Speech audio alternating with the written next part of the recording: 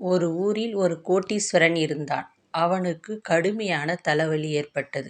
பல ஊர்களிலிருந்து மிகப்பெரிய வைத்தியர்கள் வந்து பார்த்தும் மருந்துகள் சாப்பிட்டும் அந்த தலைவலி குணமாகவில்லை.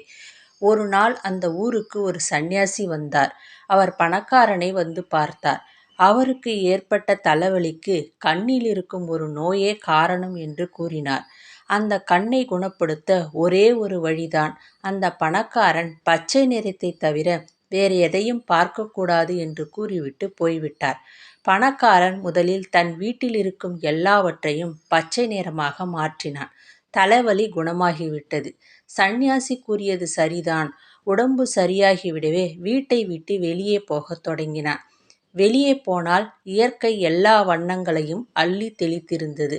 ஆனால் அவற்றை தான் பார்க்கக்கூடாதே என்று நினைத்து சில ஆட்களை நியமித்து அவன் போகும் வழியில் இருக்கும் ஆடு, மாடு, மனிதர், குடிசை, வண்டி என்ற எல்லாவற்றையும் பச்சை நிறத்தை அடிப்பது அவர்களுடைய வேலையாக இருந்தது.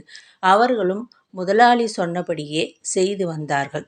சில மாதம் கழித்து மீண்டும் சந்நியாசி அதே ஊருக்கு வந்தார்.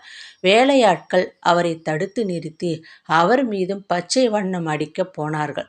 சந்நியாசிக்கு ஆச்சரியமாகிவிட்டது. தங்கள் முதலாளியின் கட்டளை இது என்று கூறினார்கள். சந்நியாசி அதற்கு, என்னை உங்கள் முதலாளியிடம் அழைத்துப் போங்கள் என்று கூறினார். பணக்காரன் தன் நோயை குணப்படுத்திய சந்நியாசி மீண்டும் வந்ததைக் கண்டு ஒரே மகிழ்ச்சி. வணங்கி அவரை உபசரித்தான்.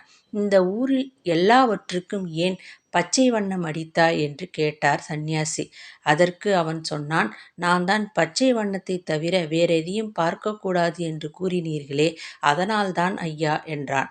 மகனே, நீ லட்சமாக பணத்தை செலவழித்திருக்கிறாய்.